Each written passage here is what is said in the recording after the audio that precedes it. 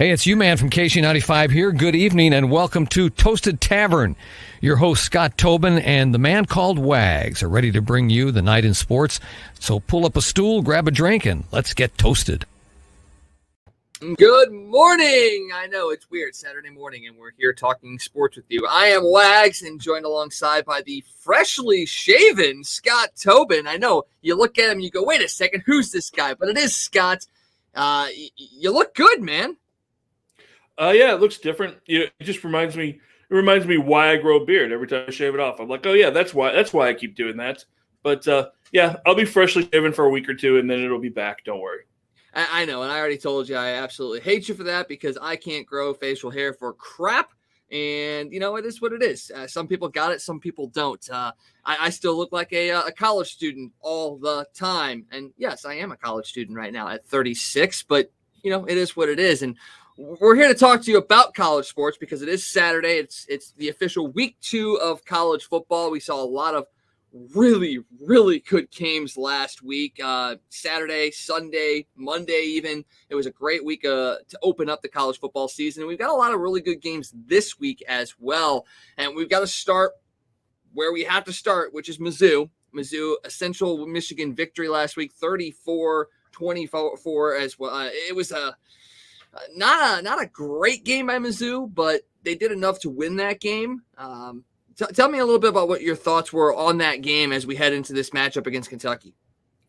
They definitely played a lot better in the second half.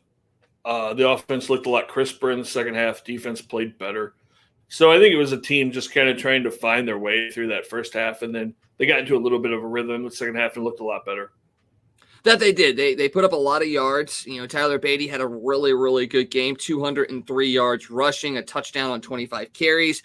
Connor Bazelak, 21 of 32, 257, and 2 touchdowns. No picks, so that's good as well. The turnovers were very, very minimal on the Mizzou side, and that's something that they're going to have to do to win a lot of games.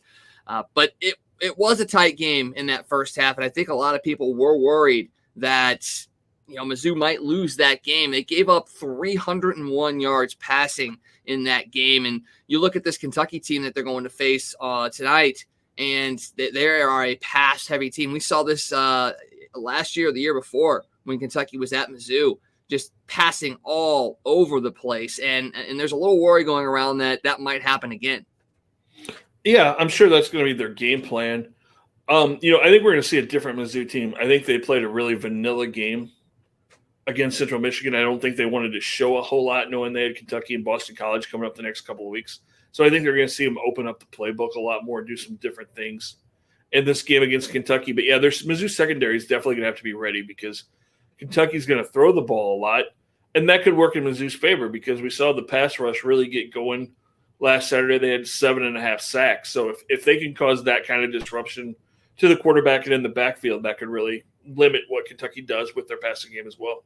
Yeah, and Will Levis, 18 of 26, 367 yards, an interception, but 4 touchdown passes in their victory over Louisiana Monroe last week, 45-10. Now, both teams are tied at the top of the SEC East, although every team in the SEC East is tied for first place, except Vanderbilt because they lost, because it's Vandy. On the other side, LSU is the only team that did not win in the SEC West. So, yes, it's a battle for first place, and it's an early conference game as well, and that's something that you don't see too terribly often. Is this one of those games that could be a momentum builder in the SEC East for either team if they win? Yeah, absolutely. I think especially for Mizzou because they've had their struggles with Kentucky the last few years. So if they can go down there and get that early SEC win, I think that would be huge for them. And Kentucky, it would be a big win for Kentucky too, although not quite as big, I think, for them. Just because they are more favored, it's a game that they should win. So while I think it would mean a lot, I think it would mean more for Mizzou to go to Kentucky and pull that upset. And you talk about Mizzou really starting to get rolling in the second half. I was a little surprised when looking at the statistics at how balanced of an attack they put out there against Central Michigan. I mean, we talked about Beatty running for 203 yards, but their passing attack was also right there. It was pretty well split down the middle. And you talk about it being a bit of a vanilla game last week. Vanilla is balanced attack. What can we expect when they actually do open the playbook? Are they going to shift more towards the passing side, or are they going to really open it up on the running side of things, or is it going to stay balanced? I mean, it may stay balanced as far as play call and stuff. I just think they'll open up the passing game, throw the ball downfield a little bit more. They didn't do a whole lot of that. There were a lot of short passes in the game last Saturday. I think you may see Mookie Cooper be more of a weapon this week as he gets more and more comfortable, coming into Mizzou after transferring from Ohio State. We saw him have a few catches, but he didn't. I mean, they weren't big plays. They were easy catches, a lot of screens and stuff to him. So I think he may become more of a weapon as he gets more comfortable in this offense. And I think they may just spread the ball out a little more, try to throw the ball a little more downfield. But I think as far as like run pass, I think you're going to see the total number of plays be pretty even. I think they want to be balanced in that aspect. And let's talk a little bit about Beatty, because he had a solid game, and really he sealed that game at the very end with a long run with Central Michigan, trying to kind of get back into that game. He's taken over for Larry Roundtree, more so as the prominent featured back. What are we expecting out of Beatty this year? Is he what we think he's going to be? I think so. I was a little worried in the first half. He only had like 73 yards in the first half, wasn't really able to break anything. We saw him have more explosive runs, look better in the second half, and that's the kind of runner that I think he is. So I think, again, he'll get more accustomed to getting more carries, getting more accustomed to being in the offense all the time, and I think you'll see him have a really solid season. And, we talked about it last week. He's a little bit more of a home run hitter at running back than Roundtree was. He's a guy that can break those 30 and 40-yard runs, which Roundtree didn't do that a whole lot. Yeah, he did not. So it definitely brings a different kind of dynamic to that Mizzou offense than what we saw last year. So we've talked about the offense. We talked a little bit about the defense. Who in your mind is going to have to be the X factor in this game for Mizzou to go into Kentucky and come away with a victory? Like I said, I think you need to see Mookie Cooper step up, have a couple of explosive plays. There's a reason that he was so highly sought after and so highly recruited going into Ohio State. So I think that's a guy that really needs to have some big plays for Mizzou. And then on the defensive side, you need to see that middle linebacker. You need to see Blaze Aldridge have a game like he had last week. Maybe not 3.5 sacks, but he needs to be a little bit more active in the run game. I mean, that's definitely not his forte. He's more of a pass rushing linebacker, but he also needs to be able to step up and make some plays in the run game as well, because that was the one place that their defense was really hurting last week, was their linebackers didn't make a whole lot of plays. The secondary was having to tackle a lot of guys 8, 9, 10 yards downfield in the running game. And see, I think I must have been blinded by that in a sense, because you talk about the fact that Mizzou had 7.5 sacks last week. When I was watching the game, it didn't feel like that. And that's the surprising thing about the numbers, is that watching the game, you felt, man, this Mizzou defense just it wasn't there, and yet they had very, very good numbers. And it is all about perception. It's all about watching the team as well. And I mean, that's what I am about. It's about blending the numbers and the visual effects on it. So knowing that the numbers don't necessarily bear out what I saw gives me a little bit more confidence going into this game that Mizzou can beat Kentucky and kind of exercise some of the demons that they have against the Wildcats. I mean, you watched the game last week, I know. Were you seeing the same kind of thing, or were you seeing the domination that Mizzou put out on defense? There were a lot, like I said, there were a lot of big plays that they gave up, especially on the ground, where, they were getting 10, 12, 15 yards just because guys weren't filling gaps, stuff like that. But you're going to see stuff like that happen in a first week with new players. But definitely their linebackers have to play better. The defensive line played pretty well. The secondary played pretty well for the most part. I mean, a couple of those guys were not real excited to try to tackle people. They were kind of running with guys instead of throwing their head in there and making big hits, which they need to figure out how to do at the college level. But for the most part, they played okay. I mean, you saw signs that they could be good, and you saw signs that their defensive line has the potential to be better. And then, if Aldridge could have those kind of games every once in a while where he does get a couple of sacks, that's just going to make things that much better. That is true. And I kind of want to touch on something that you said there about tackling. We saw in the game on Monday night between Louisville and Ole Miss a ton of targeting ejections. I don't think that necessarily played into the fact that, the tackling wasn't all that great in that Mizzou game, but are we going to see some more of that kind of style of play because it seems like targeting might be being targeted this year? It is part of it because guys are afraid of that. The targeting penalty is such a, it's such a thing that, it's interpreted so many different ways by different referees. It's hard for guys to know exactly how they can hit somebody and, what is going to be considered targeting. So you are going to see guys that are more timid to throw their helmet in there and really make big hits because they're worried about getting ejected and missing, part of that game in the next game and hurting their team that way. So, yeah, it's definitely something that is part of college football right now. Yeah, and it's something that we're going to have to deal with and really kind of focus on and watch as the season goes on. If it sees an increase or a decrease, depending on how players are able to practice and so on and so forth. Jumping over to Illinois real quick, they had a letdown last week. After beating Nebraska in their first game of the season, they fall to UTSA last week at home. And it's weird, though, because Artur Sitowski had a good game. He was 22 of 42, 266, 3 touchdowns. He's got 5 touchdowns on the year. But the run game really suffered last week. Mike Epstein, 9 carries, 32 yards against UTSA. So the passing game was there, but the rushing game wasn't. And the defense just really didn't hold up in that game. Illinois is giving up about 256 passing yards per game this season, which isn't terrible. It's not a bad number, but it was just a really big-time letdown loss last week after the momentum that they gained and the excitement they gained after that Nebraska victory. Yeah, it really was. That was a game that you thought they would have a lot of momentum and they would go in there and win that game rather easily. And like you said, just a huge letdown.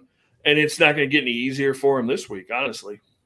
Yeah, they traveled to Virginia. They have a 10 a.m. Central Standard Time game on Saturday. It's the first game of the day today. And it's, Virginia shut out William & Mary 43-0. They put up a good offensive game. Now, granted, it is William & Mary, so, you really can't sit there and say it was a stellar football outfit there, but Virginia put up the points that they needed to put up. They got their offense on track, and they got their defense rolling as well. So what is your expectation out of this game today? Illinois is going to play really well in all facets because Virginia, while they're not a powerhouse, they're a team that especially at home, Cavaliers, you go in there, they can beat you. They're a tricky, surprising, tough team, especially at home. They've got some talent. And so Illinois has really got to play a good game, all facets, passing the game, running the ball, and then defense to go get out of there with a victory. Because, like I said, it wouldn't shock me for Virginia to knock the Illini down at home. I could see that being the case as well. And you've got, the Big Ten traveling to an ACC school. There's the pending mergers all over the place of all these different places. And, maybe it's one of those things where this is a future conference matchup between Illinois and Virginia as well. There's a lot of stuff up in the air on that. We're going to talk about another game a little bit later of possibly previewing a conference battle as well when we get to Texas and Arkansas. But before we get into that, let's just quickly go through our picks for Missouri, Kentucky, and Illinois, Virginia. Who do you got in the Mizzou-Kentucky game? I think Missouri is going to win. I know Kentucky is, I believe, a 5-point favorite going into this game, but I think Mizzou is going to go down there. I think they're going to exercise some of those demons, and I think they pull out a close victory. Okay. I want to believe. We talk about this with the Cardinals. We talk about this with the Blues in the past, and we've talked about this with Mizzou. Every time you give them a chance, they falter. And I think that the culture is changing at Mizzou. I really think Coach Drink has done a great job with that. You see the excitement from the players, the personnel, all the way up to the top of the university as well. So I'm going to go out on a limb too. I'm going to go with Mizzou. I think Mizzou will win this game as well. I missed the score last week by about 10 points, but so I'm not going to give a score this week. I'm just going to say Mizzou wins. But I do believe you're right. It's going to be a very, very close game. It'll probably go down to the final seconds. It's probably going to be a shootout. You're probably talking somewhere in the 70 to 80 point spread range between the two. So yeah, I got Mizzou in this one. Illinois and Virginia. If I'm going to be happy and excited about Mizzou, I have to go on the flip side for Illinois. I'm going to pick Virginia in this one. I think, like you said, being at home, the excitement level they have there, the positivity of coming off the 43-0 victory. I think Illinois will play well, but I think Virginia will just play that much better. So I got the Cavaliers in this one. Yeah, I'm going to go with you there too. I think Virginia pulls this out because they're at home. All righty, let's jump into the top 25 because we've got a lot of really good games going on as well. A lot of cupcake games this week. It is the second week of the season, so you're going to see a lot of those kind of games. But we do have some marquee matchups. You got in the early game, number 12 Oregon traveling to number 3 Ohio State. This is a big matchup if you're an Oregon Ducks fan because this could be a victory that you gain that will put you into the college football playoff. It'd be a signature victory if they're able to pull it off. Oregon survived Fresno State last week, a 31-24 victory. Not a stellar week one output for Oregon. But sometimes when you see those kinds of games early on, it's a wake-up call, and they come out and play very, very well the next week. And it just so happens they're going to be playing the number 3 team in the country, so it might be the perfect time for this. But Ohio State, they pulled away late against Minnesota back on the 2nd of September in the first Thursday night game of the season. So they're ready and raring to go as well. What do you think is going to happen in this one? Are we going to see another like Alabama-Miami game from last week, or is it going to be a lot closer? No, I think it's going to be a really competitive game. When you talk about that Oregon game last week, they knew that they had Ohio State coming up this week. So that could very well be one of those games where they just overlooked Fresno State because they were already focusing on Ohio State. So, that happens a lot in sports. But I think they're going to come out. I think it's going to be a close game. I think it's going to be a tough game. And like you said, Oregon really needs to win this game to really be in consideration for a playoff spot. I know that sounds crazy in week 2 to say it's a must-win game, but in a lot of ways, it kind of is. I think they really need to go out there and show a lot. And I'm still not sure about Ohio State. I know they looked pretty good in the second half, but I don't know if you can see it or not, but I've got my Oregon hat on. So I'm going with the Ducks with the upset in this one. I want to go with you on that one too, but I think Ohio State being at home, it's an early Saturday afternoon game. I think Ohio State's going to be packed. The fans are going to be going crazy. I think it'll be just a little bit too much for Oregon. I hope Oregon wins, but I will go with the numbers, and I'm going to go with Ohio State on this one. A couple of games that we're just going to do picks on. You got Alabama State visiting number 25 Auburn. Auburn, a 60-10 victory over Akron last week. Easy victory for the Tigers? It'll be pretty easy. I don't think it'll be as easy as last week, but I think Auburn will win. Okay, I got Auburn in that one as well. You got Florida, number 13, heading down to South Florida. Florida defeated FAU 35-14 last week. Will the Bulls put up a competitive matchup for the Gators? That's usually a pretty competitive game when those two teams play each other. I think Florida will win. It'll probably be 10, 12 points, something like that.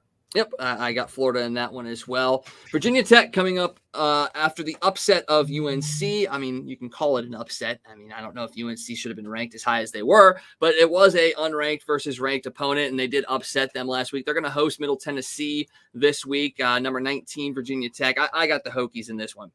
I do as well. And then you've got Toledo visiting number 8 Notre Dame, who's coming off of that thrilling overtime victory over Florida State on Sunday night. I think it's definitely a Notre Dame victory there. But did you see enough against Florida State to make you consider Notre Dame as a college football playoff participant this year? They got to play better than they did against Florida State. Florida State was really game for that one. But we've got to see more out of Notre Dame the next few weeks to really consider them a playoff contender. Yeah, they've got a lot of fun games coming up this year. Not a whole lot of games that can make an impact on their resume, but if they can go out there and dominate and win those games, it'll go a long way for them as well. UAB travels to Georgia to take on number 2, the Bulldogs. They defeated Clemson 10-3 last week. They didn't score an offensive touchdown, though. Is there any worry that Georgia's offense is not clicking yet, or is it just the fact that Clemson had a pretty good defense? Clemson had a good defense, and Georgia was missing a few of their starters on offense, a couple of receivers, one of their offensive linemen. So I think Georgia wins this one pretty easily.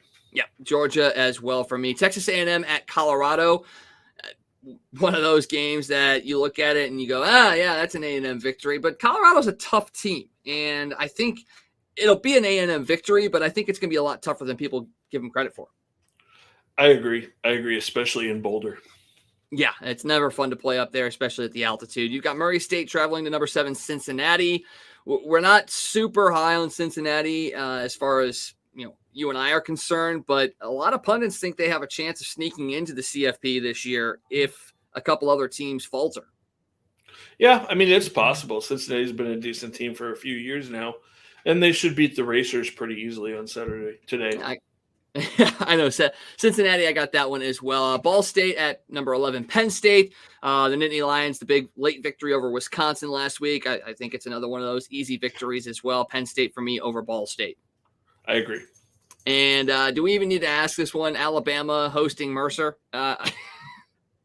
Go Mercer. I mean, we all want to see the upset, but it's going to be Alabama. They just seem to be rolling already.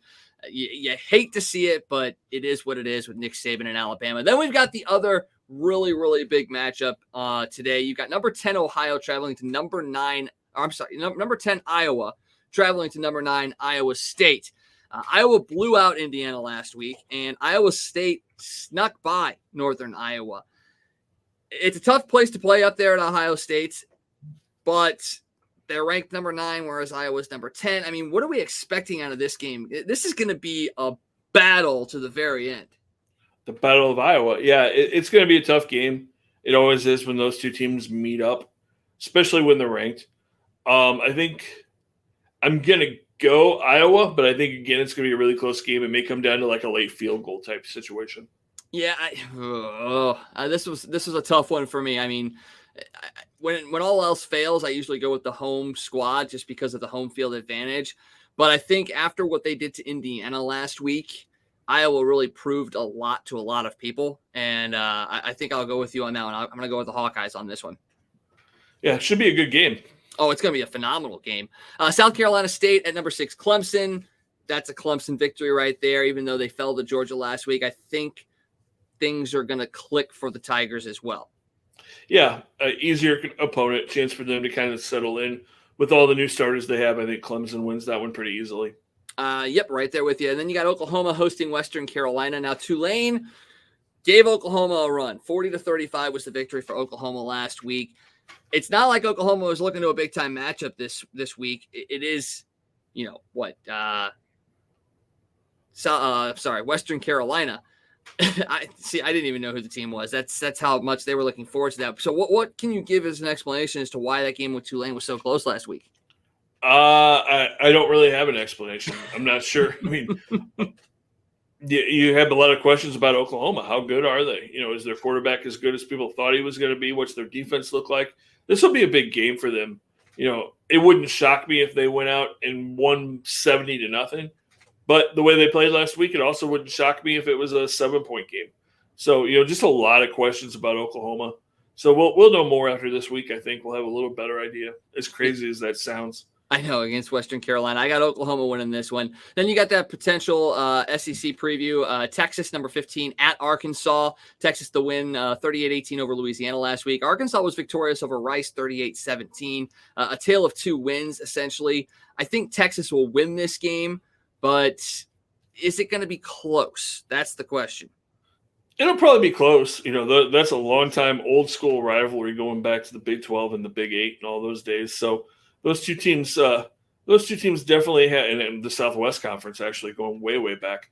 So I think those two teams will definitely put up a fight. I think Arkansas will put up a fight, and I think it'll be a close game. But I think Texas probably pulls it out narrowly. All right. You got Eastern Michigan traveling to number 18, Wisconsin. Badgers obviously looking to rebound off that tough loss to Penn State. I think they do get the victory. They played pretty well in that game. It's going to be Eastern Michigan. It's going to be not necessarily a rivalry game, but it is one of those, Wisconsin versus Michigan kind of things. I do have the Badgers winning, though. Yeah, I think they bounce back and win this one as well. And then I've got upset alert on right now. Upset alert. Miami, number 22, hosting Appalachian State. Am I wrong in thinking that App State can go in there and win this game? I mean, Alabama beat down Miami, but did they beat them down enough to make them not want to play this week?